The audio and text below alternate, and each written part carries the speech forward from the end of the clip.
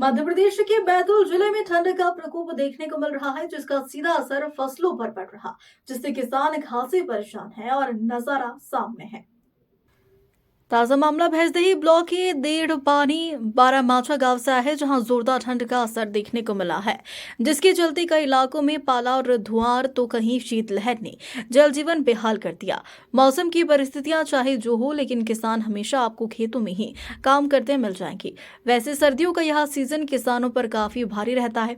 एक तरफ मौसम से लड़ते हुए फसल की निगरानी करनी होती है, वहीं कई बार रातों रात खेतों में पाला जम जाता है और पूरी फसल नष्ट हो जाती है। विशेषज्ञों की सलाह पर फसल में बचाव के उपाय चल रहे हैं, लेकिन बैतूल के कई इलाकों से ऐसी ही घटनाएं सामने आ रही, जहां गेहूं, तुअर, मसूर, चना, बटना, सरसों की फसल में प्रबंधन के बावजूद पाले का बुरा असर पड़ रहा, जिसके कारण खामला क्षेत्र के 2 गांव के किसानों ने तहसील कार्यालय पहुंचकर एसडीएम को खराब हुई फसल दिखाकर फसल मुआवजा दी जाने की मांग की।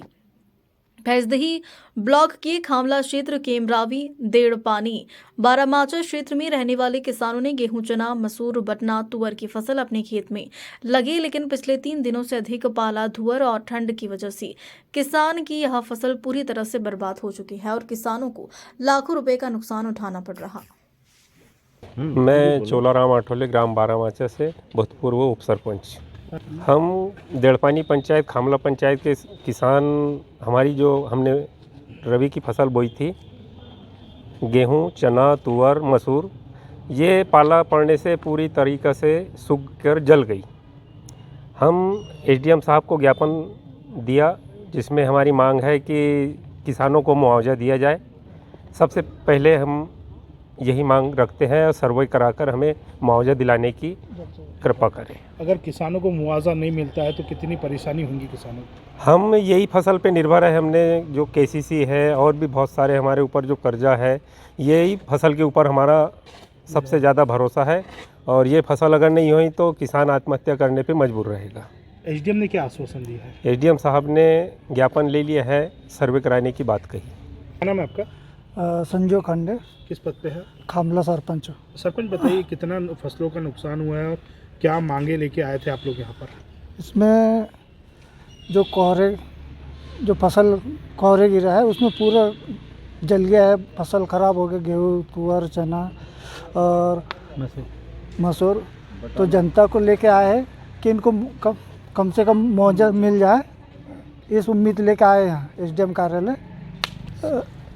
लगभग 200-300 है। अच्छा, तो सरकार से क्या उम्मीद है आपको? सरकार से ये उम्मीद है कि किसानों को मुआवजा का लाभ दिया जाए।